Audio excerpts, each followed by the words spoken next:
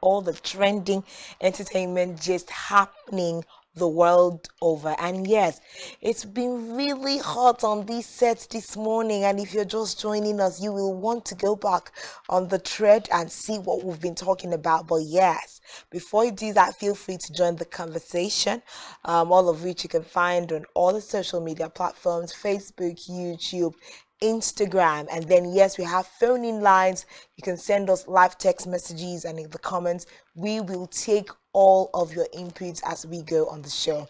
Yes, at this point we'll be moving up now to the Headies Awards nomination. We see that Uncle Portable, he was withdrawn from the nomination list because of a lot of controversies that surround his person and his attitude at this time. And of course, I even wondered, he just made it out to the he just made it out in music, and then all of a sudden he had already made it to the nomination tables of the Headies. I think that's, first of all, something we should even talk about, because I feel like that's a big one already. Well, it's a big one. Being nominated as an up-and-coming artist for that category is a big one for him. But Yeah, that was basically, that category looks out for people like him who are just, emerging in the up and coming. yes, in the Okay. industry. So it's a big one for him.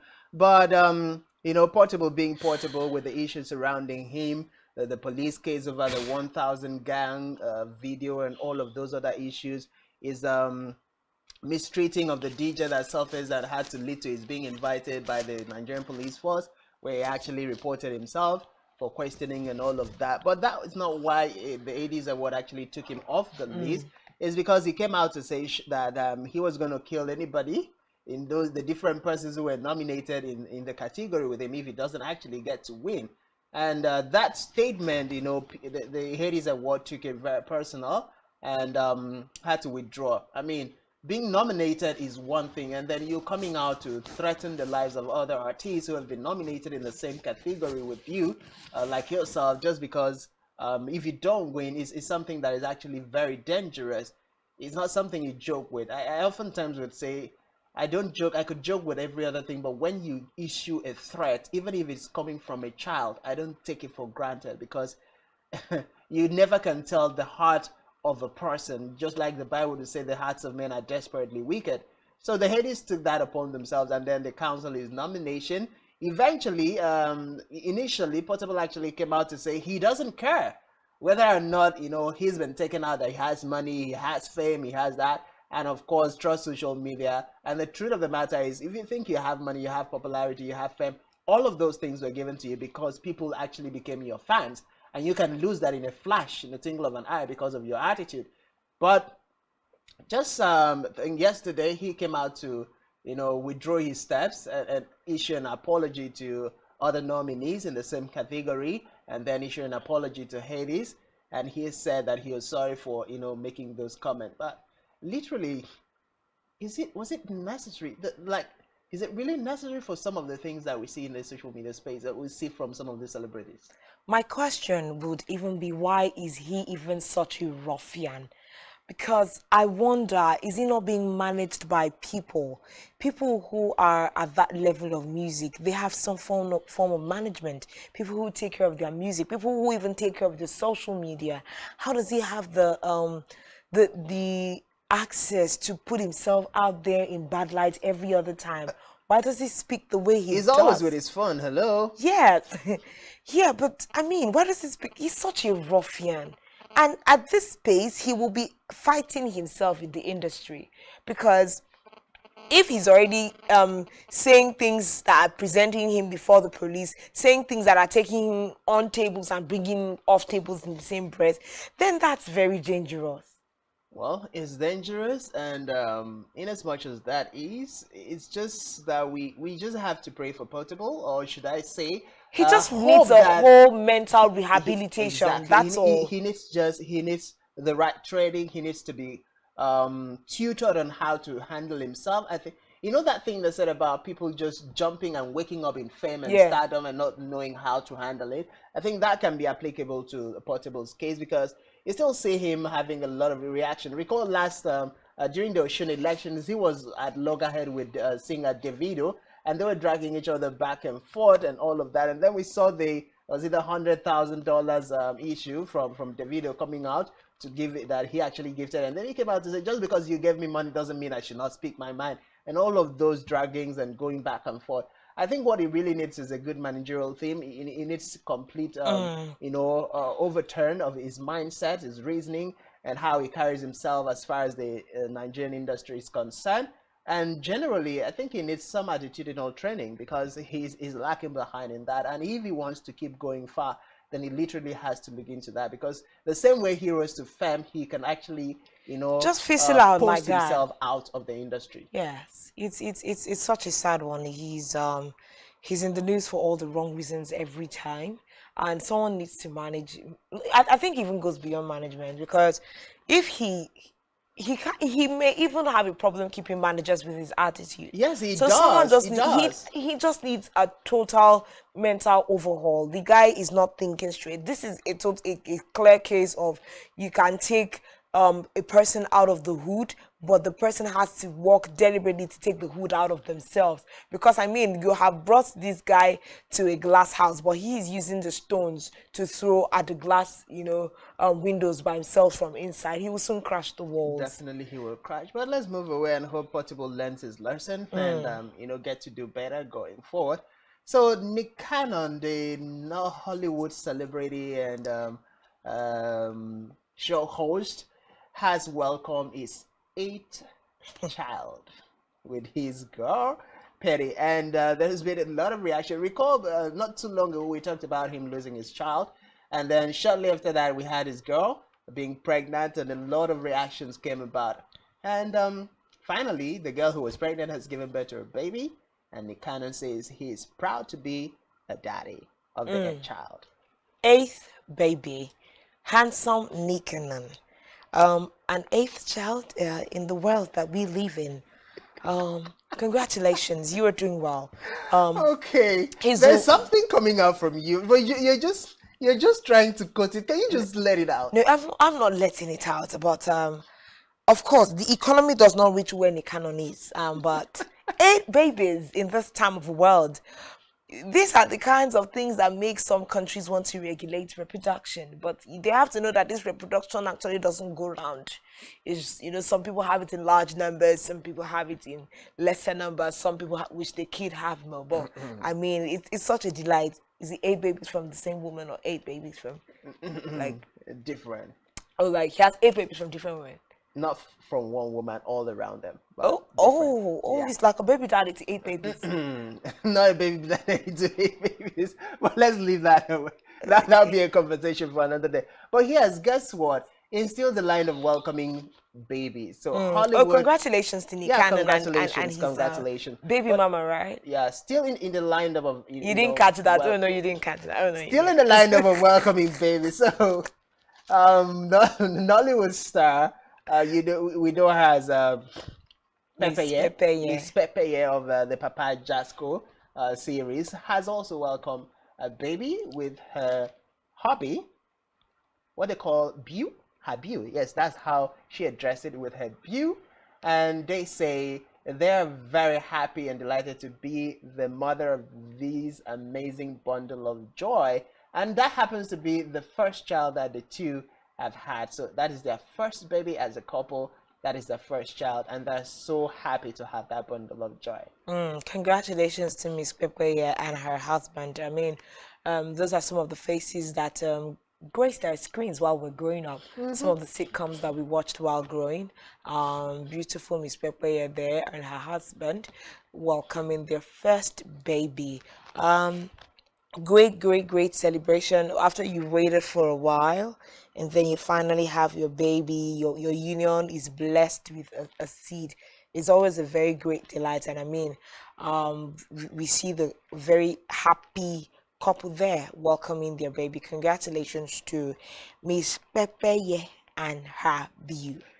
Well, Miss Pepi is definitely very happy, and the husband is happy these days, and we wish them and the baby fruitful years ahead, and we wish that the baby grows up, to be a star, just like every other beautiful babies across the world.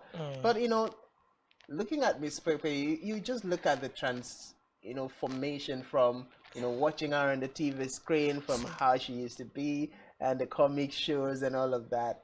I mean, Papa Jasco used to be one of those series that, at some point in time, you just wish you were right there when the actions are actually happening. It used to be very Papa hilarious. Jasco, And he don't come. company.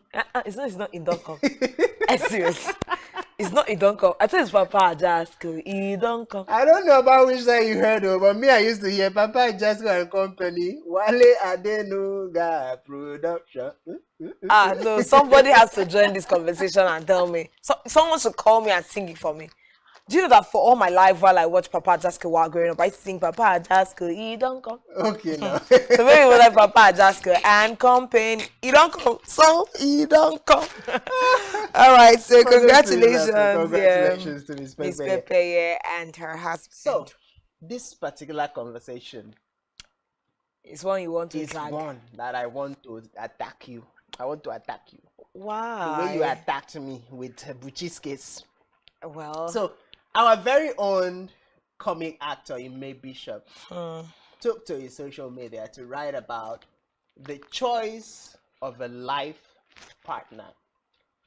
He told men that the kind of woman you marry really matters. And then he told women that the kind of partner you have as a man can either make or mar your entire life. Where's the lie? And then social media, netizens' family, of course, took to the reaction. In the social media Now, the first question that was being asked, and mostly it came from the female angle. Some relationship experts even also joined into the bandwagon to make their contributions. Now, my first question to you as a woman, who would you call the ideal partner? Who I call the ideal partner? My ideal partner is based on the values I have set up for myself as a person. The values I have set up for myself as a person and the values that I look out for in a man makes up what I call an ideal partner. So a man can be great in all of his rights, but if he doesn't match up with the values I have set aside as a person for myself, then he's not my ideal partner, no matter how great he is. Yeah. That is your standpoint. But there is another standpoint that has gained traction in the Nigerian society and across the world, where people literally places the value or the definition of an ideal partner based on material values, based on height, based on a lot of other things. So here is some of the reactions that we have. Janet Love Rick says, in this generation, we are so interested on dating and marrying financially secured people. Nobody is saying marrying a financially secured person is a bad thing. Okay, but that we neglect to ask if they are also mentally and emotionally healthy, if they are spiritually sound and have been properly raised, if they understand the importance of family and peace. God help us. Now, that is the first reaction that came. That people literally feel once a man is financially okay, then he's the ideal man for marriage. Nobody's looking at how spiritually inclined the person is. Nobody's looking at if the person has good manners. Nobody's looking at every other thing that should matter or other values. It is basically financial thing. Now, as a woman, you have another question for me. Another question for you. Okay. Are you of those, you've listed your own values, so which means whether or not the person is extremely multi-billionaire or just going by to live his life, you're okay with it. Would you settle for a guy who has all the money in the world but lacks spiritual, emotional, and other maturity? A guy who all he has to offer is the financial stability. Of course, you know that the answer is no. All there is to life is in money. And I keep saying, if you look at a society where an average woman is working to earn her own living, I do not think that the yardstick to choose a partner is money. But that's the reason. That is why a lot of women, with due respect to those who have been able to, think past that mindset that it's all about money, a lot of women make that mistake of choosing a guy basically because of the size of his bank account. Yes, because you as a person, you are greedy. As a person, you do not have your values set. You do not have your values set, and you're greedy as a person. You do not know what you want in life. Because this idea of it's better to cry in a limousine than cry in a bicycle is a berserk mindset that is eroding people of peace. See, at the end of the day, you need a lot of peace in your life, whether or not you have so much money. How much food can you eat in a day? How many cars can you drive at a time? How many houses can you live at a time? If you look at it, oftentimes it's just sometimes what some people do need is just enough to meet their basic need and be able to, take care of some people around them. Those people that are blessed with extra finance, sometimes it is by the necessity of their giftings and the things that the supreme being will want them to do in life. So when you start placing relationships on who has influence, who has money, I just feel like your head is in the wrong place. A woman who's working and is financially stable, I don't think that picking who you choose as a spouse, as in how much money he has in his bank account, should be the most priority. I think when it comes to finances, you're just looking at his financial stability. Does he have an income? Is he financially prudent? What does he do to bring in money? Is it sustainable? Those are the things you look out for. You're not looking at if the person is a millionaire or if he's a billionaire. Look at the person's prospect and go beyond that. Look at the person's patterning. How does he pattern his economy, his money? How does, as in, there are things to look out for. But people go and get into trouble in the name of money. And like I said, it is values, it's what matters to you. For me, there are certain things that matters to me over money. For example, kindness as a person is very important to me, whether or not you have money. Have you not met people who have a lot of money, but they're very rude? They don't know how to talk to people. They believe that someone who's a cleaner in their house should be trampled upon. You can't speak to people with honor because you pay their bills or because, they work for you. You need to look out for kindness. You need to look out for empathy. If it depends on, we're even talking about career path. You gotta marry a partner who takes you off your path of life because you want to go and lean on the money that they have. No. Well, that is coming from a woman who has a different perspective. But I've had several conversations with women who just, even in the higher institutions, there was a time, I think when I was writing, I carried out a research about what women in the higher institutions want to do once they graduate. And 65 to 70% of those said they just want to graduate, find a rich husband, marry, and settle down and become a full-time housewife. And then I asked, if you want to become a full-time housewife, why did you come out to school to study? No, there's no problem fine, if you want no to become a housewife after school studying, really. to study. But then, don't you have a purpose in life outside being somebody's wife? Marriage is also a purpose. Birthing children and raising them is also a purpose. It depends on what they found for their lives. Really, really, let's be honest. Because, see, let's be fair to even these women. See, if you look at what the Bible said to women, when she was created, he said, your desire shall first of all be unto thy husband. So you do not blame when women come out with some of these indiscrepancies in the way that they desire marriage. It's something in their wiring. But let's just say, of course, put your perspective right, really. There's no problem if someone graduates from school and then the very next thing they want to do is marry. But all these people that want to marry rich men, where do you people find them? Where did you keep them?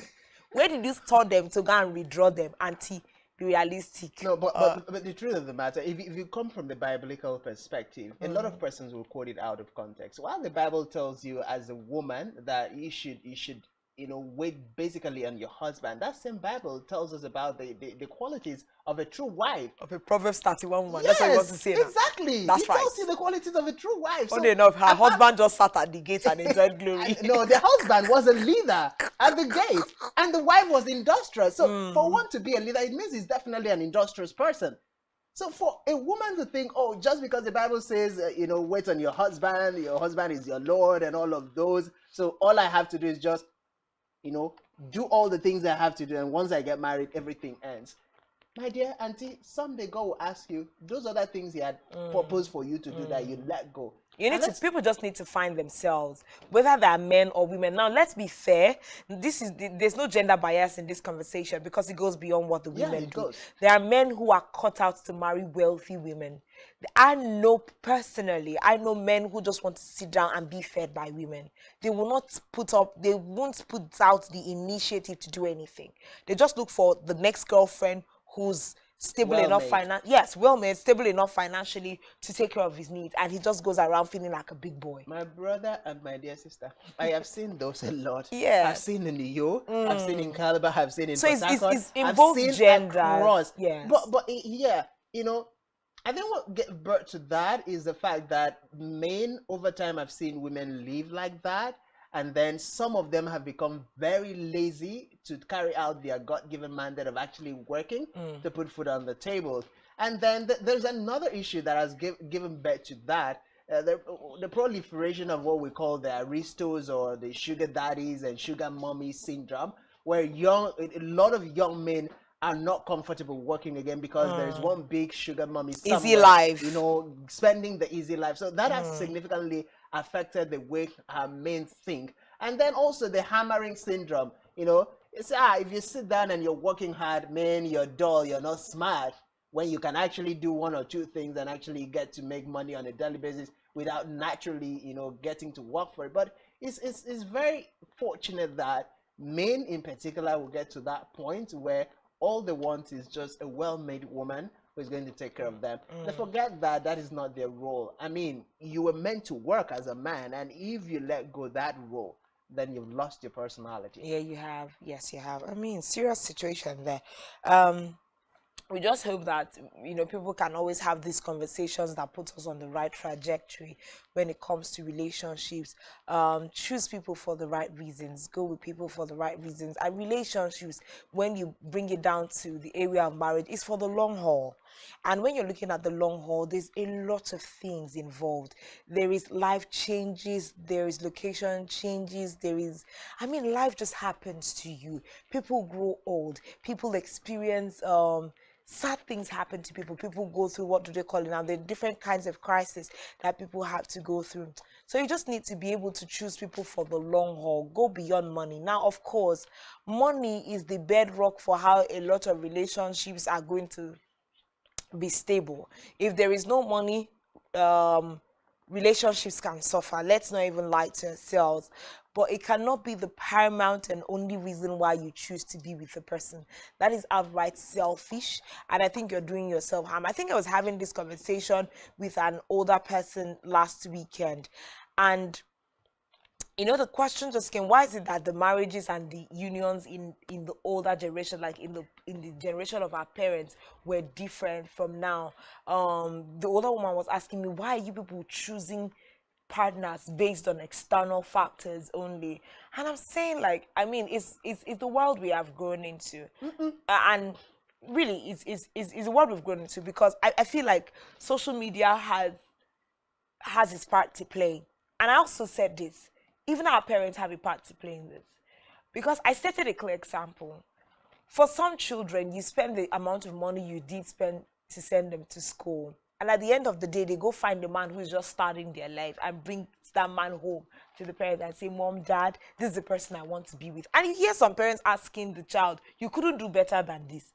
After all I've invested in your education, after all your level of exposure, after everything, this is the best you could do for yourself. Now we're even saying maybe you find a good man who's stable, who's hardworking, who's responsible. But the problem is only crime that he's earning 50,000 and lives in a one-bedroom flat. So some of those are even some of the problems. Some of these pressures are actually being put on young people by their parents. The expectations, you have younger ones, you need to marry a person who will come and help bear the financial burden of a family. And in the sense, there is no man who wants to be put in that position, right? So all those kinds of things. And I think another thing that really came up as a conversation was the fact that I feel like the good book has given a directive for how these things should be done. And one thing that I see as a gap is the fact that the Bible says that the older women should teach the younger women how to be and dwell with their husbands, how to raise their children, how to keep their homes. I think that over time we have had a really massive gap in the we have a gap in the amount of older women who are teaching the younger women on how to come into this phase of life. Fact, there is a gap. We also have a very big problem on the young women who are willing to take this education, if at all the older women wanted to offer. Right? Because you'll be like, you have younger women who be like, please please mom, that was in your generation, right? Things are no longer done that way. We are living in a woke generation and all. The reason why we have a whole lot of that, like you rightly cited, there are a multitude of reasons for it.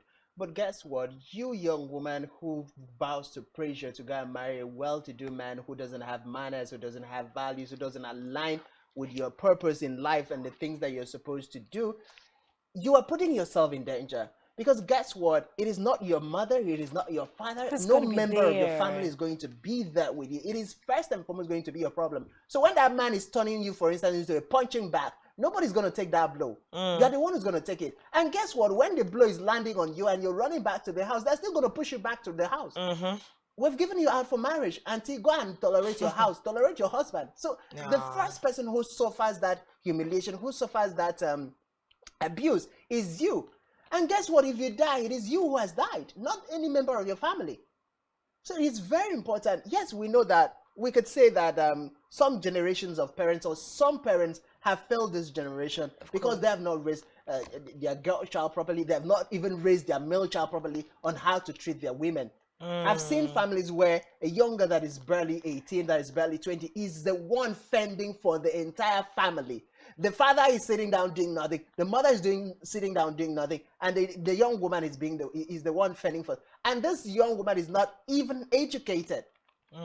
So today, this man drives her and drops her off with foodstuff. The next day, you're seeing another man drives her and drops her off with foodstuff. And then, as long as the family is eating, as long as there is money coming into the family, as long as the younger one's school fees are being paid for, the parents don't care. It's very, very important that we actually get intentional, because it might just get to a point where marriages would get even worse than it is. Because more like family life, yeah? Family life will get worse. Because when you cannot have a very strong family background where we understand the values that matters in life and we inculcate those values into our children, then it will get to a point where values are no longer something that we see as a priority or as important in the society.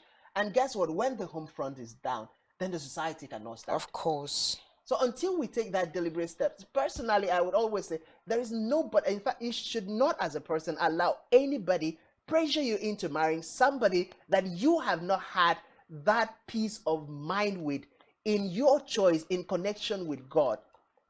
So at this point in time, make it a deliberate attempt, make it a deliberate intention to know that marital decisions are first and foremost between you, your God, and your partner. And then pick the values that matters to you and go ahead to choose right. Whether or not your family likes it or agree at the first point shouldn't be your worry. One way or the other, my dear, it will always work for your good. But right about now, we'll just take another short break. And when we come back, we will be returning with our guests. Just stay with us.